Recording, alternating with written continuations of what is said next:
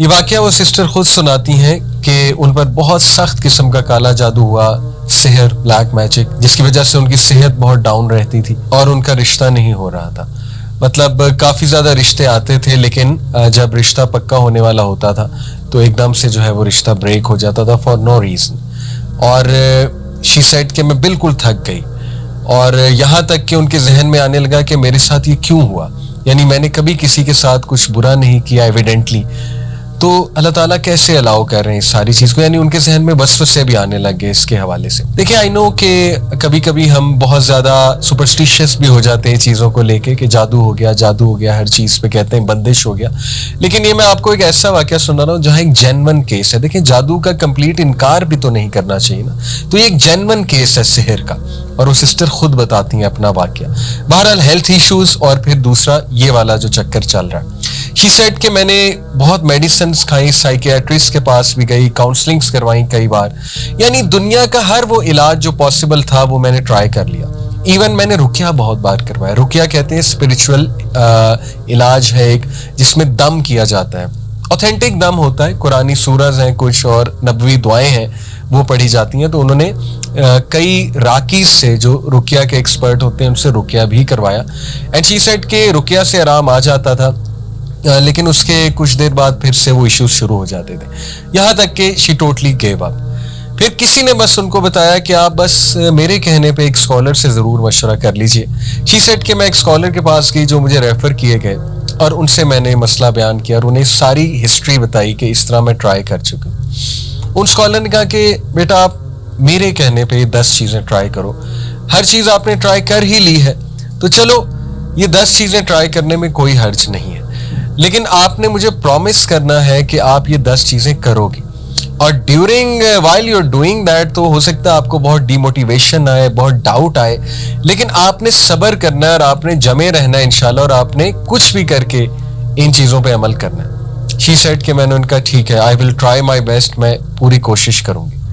انہوں نے کہا کہ بیٹی سب سے پہلے یو ہیو ٹو پرومس می کہ آپ روزانہ قرآن پڑھو گے، چاہے 1 ورس، چاہے 2 ورسز، چاہے 10 ورسز، چاہے 1 پیج، چاہے 2 پیج، جتنا قرآن آپ پڑھ سکتی ہو آپ نے مس نہیں کرنا، آپ نے ڈیلی قرآن پڑھنا ہے. یہ آپ اس سے پہلا پرومس کرو.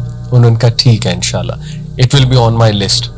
دوسری بات انہوں نے یہ کی کہ آپ تہجد کے ٹائم اٹھ کے، جتنی آپ کو توفیق ملتی ہے انشاءاللہ، آپ تہجد کے ٹائم اٹھ کے اپنے لیے خاص دعا کرو اللہ سے، اور اللہ کو ایسے جملے کہو کہ اللہ میں سب سے جو ہے وہ نا امید ہو چکی ہوں اور میں نے ہر چیز ٹرائی کر لیا، یا رب آپ ہی شفا دینے والے ہیں، میری ساری کی ساری امید آپ سے ہے اور میں اس گھڑی میں آپ ہی سے مانگتی ہوں. تیسری بات انہوں نے یہ کہی کہ ایسے اوقات ان کے بارے میں پڑھو جب دعاؤں کی قبولیت کے اوقات ہیں. وہ کیا کیا ہیں؟ مثال کے طور پہ حدیث میں آتا ہے بارش کے دوران دعا قبول ہوتی ہے، سفر کے دوران دعا قبول ہوتی ہے، سجدے میں دعا قبول ہوتی ہے، نماز میں جو سجدہ کیا جاتا ہے فرض نماز میں، اس میں اردو میں تو نہیں دعا کر سکتے، لیکن کوئی جنرل دعا مانگ سکتے ہیں، جیسے ربنا آتنا فی الدنیا حسنۃ وفی الآخرۃ حسنۃ وقنا عذاب النار، یہ بالکل جائز ہے along with سبحان ربی الاعلیٰ جو ہم کہتے ہیں. اور یہ جنرل دعا کرتے ہوئے اپنا مسئلہ ذہن میں لایا جا سکتا ہے، تو وہ بھی دعا کا ایک طریقہ ہے. اور نماز کے بعد بھی سجدے میں گر کے اردو میں بھی دعا کی جا سکتی نماز کے بعد. اسی طرح انہوں نے کہا کہ اقامت اور اذان کے درمیان کا جو ٹائم ہے اس وقت دعا کی قبولیت ہے. اور انہوں نے کہا اس طرح مزید ایسی ریسرچ کرو کہ کون سے جو ہے وہ دعا کی قبولیت کے اوقات ہیں. اس نے کہا ٹھیک ہے، میں انشاءاللہ اس کی بھی کوشش کروں گی کہ وہ اوقات جب دعا کی قبولیت ہے، جیسے نبی صلی اللہ علیہ وسلم نے فرمایا کہ جمعے کے دن ایک گھڑی آتی ہے، عصر سے مغرب کے درمیان اس گھڑی کا ذکر کیا گیا ہے. زیادہ جو اوتھینٹک ویو ہے اسکالرس کا، وہ عصر سے مغرب کے درمیان کون سی گھڑی ہے. دیکھیں کوشش کریں عصر سے مغرب ذکر میں سپینڈ کرے بندہ. کوئی ایک فرائیڈے ایسا رکھ لے، اگر ہر فرائیڈے نہیں کوئی اپرچونٹی نکل رہی، کوئی ایک فرائیڈے رکھ لے، اس میں دعا کرے. اس نے کہا ٹھیک ہے انشاءاللہ I will try to do this. چوتھی بات جو انہوں نے کی، انہوں نے کہا کہ جس مسئلے سے بیٹا تم گزر رہی ہو اس مسئلے کے بارے میں دوسروں کے لیے دعا کرو.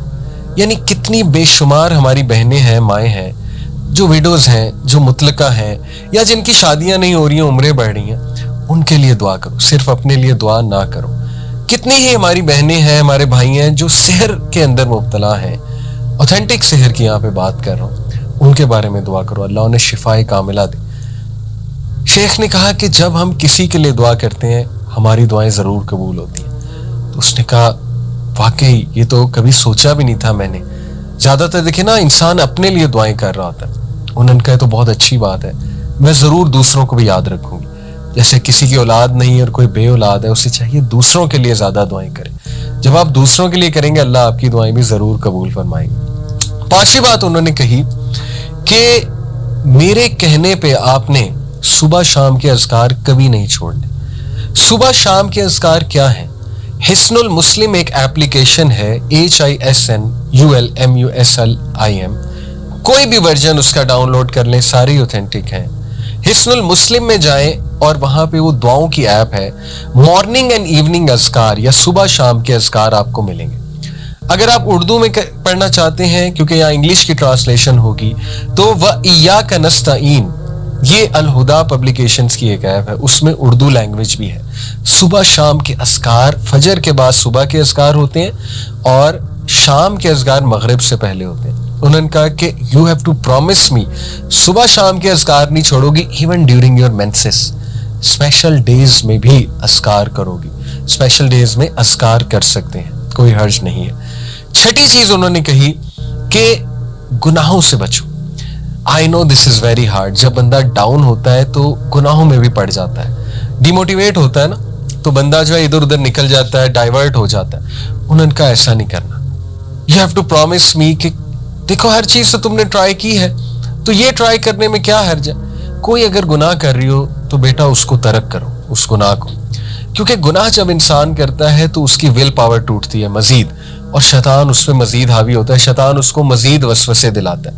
तो you have to promise me कि तुम इससे इंशाल्लाह पूरी कोशिश करोगी दूर होने की। उसने कहा ठीक है। नंबर 7 उन्होंने कहा कि किसी की मदद करो, रेगुलर किसी को पकड़ लो, कोई जरूरतमंद को उसकी मदद करो।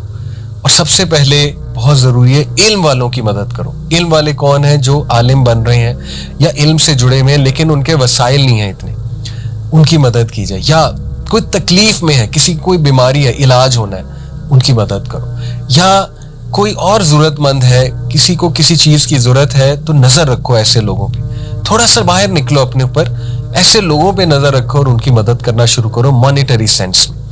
नंबर 7 उन्होंने कहा इस्तगफार को बढ़ा दो, बहुत ज्यादा बढ़ा दो, कसरत इस्तगफार करो। अस्तगफिरुल्लाह तूबु इलैहि, अस्तगफिरुल्लाह तूबु इलैहि, अस्तगफिरुल्लाह तूबु इलैहि। Very simple. ये मत सोचो मेरी जिंदगी में मसाइल क्या हैं, डीमोटिवेशन को हावी ना होने दो। बस एक बार जहन से निकाल दो कि मुझे कोई मसला नहीं है और इस्तगफार करो। ऐ अल्लाह मेरी गलती है, मेरी गलती है, अस्तगफिरुल्लाह तूबु इलैहि, अस्तगफिरुल्लाह तूबु इलैहि। क्योंकि नबी सल्लल्लाहु अलैहि वसल्लम ने फरमाया जो कसरत इस्तगफार करता है अल्लाह ताला उसके लिए रिलीफ जरूर निकालता है और उसे वहां से देता है कि उसका गुमान भी नहीं जाता।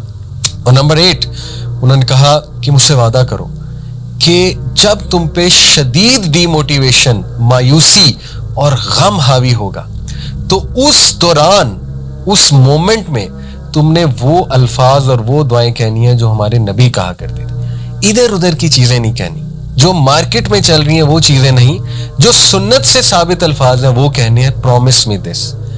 वो क्या है? नबी सल्लल्लाहु अलैहि वसल्लम जब शदीद गम में होते थे, शदीद कोई तकलीफ आती थी, हमारे नबी कहते थे अल्लाहु अल्लाहु रब्बी ला उशरिकु बिही शैआ। इसी तरह हमारे नबी कहते थे या हय्यु या कय्यूम बिरहमतिका अस्तगीस। इसी तरह हमारे नबी कहा करते थे ला इलाहा इल्लल्लाहुल अजीमुल हलीम, ला इलाहा इल्लल्लाहु रब्बुल अर्शिल अजीम, ला इलाहा इल्लल्लाहु रब्बुस समावाति व रब्बुल अर्ज़ि व रब्बुल अर्शिल करीम। इसी तरह नबी सल्लल्लाहु अलैहि वसल्लम ने सिखाया कि जब तुम पे रिग्रेट हावी हो जाए, तुम कहो मेरे साथ ये क्यों हुआ, काश ऐसा हो जाता तो ना होता, काश ये हो जाता तो ना होता, तो कहो कद्दर अल्लाहु व मा शाअ फअला। उन्होंने कहा मुझसे प्रॉमिस करो तुम ये अल्फाज कहोगे जब भी तुम पे ये कैफियत हावी होती हैं, बजाय कि इधर उधर की चीजें ट्राई करने की।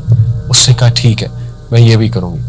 नंबर 9 उन्होंने कहा कि बेटा हर सिचुएशन से जो रिलेटेड दुआ है, खसूसन वॉशरूम में जाने की दुआ, अल्लाहुम्मा इन्नी अऊज़ु बिका मिनल खुबुसी वल खबाइसी, घर से निकलने की दुआ, बिस्मिल्लाहि तवक्कलतु अलल्लाहि ला हौला वला कुव्वता इल्ला बिल्लाह। शाम को, रात को सोने के जो अज़कार है बेटा वो थाम लो, वो करो, रेगुलर करो।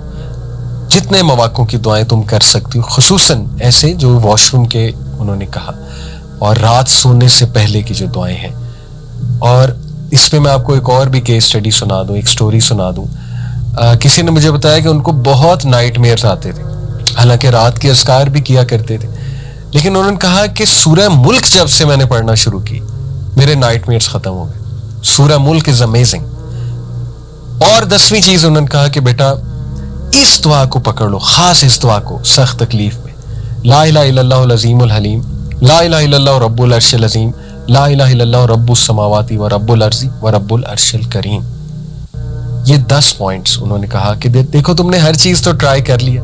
अब देखिए कोई सोच सकता है यार ये तो इतनी लंबी टू डू लिस्ट है, हमसे तो पहले ही चीजें नहीं हो रही।